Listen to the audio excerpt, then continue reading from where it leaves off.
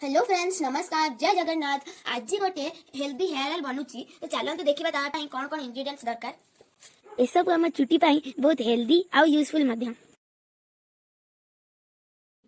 एठी हमें दीटा एलोवेरा नेचु, 10टा छोटा पियाज, गोटे मुठा मंदार पत्र आ गोटे मुठा भुसंग पत्र। एठी 10टा मंदार आ कला जीरा आ मेथी।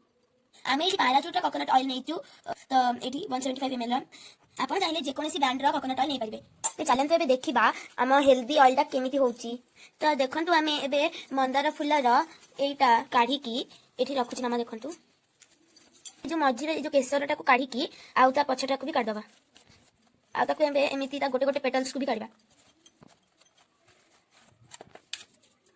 एबे आमे ए छोटे छोटे पियाज रो चोपा छडी की काटी दबा। एलोवेरा रो चोपा छडी की ता पल्प टा को बाहर कर दबा। सबु जंका तेल गोटे जगह रे नै जिबा। तेलटा गरम हो गले आमे जो सब जिनस रखिथिले सेटा को पके दबा।